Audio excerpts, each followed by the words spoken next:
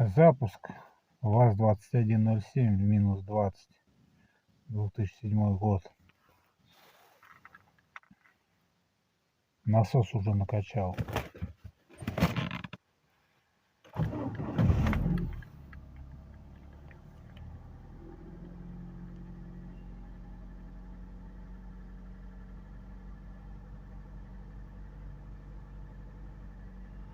Отличный результат.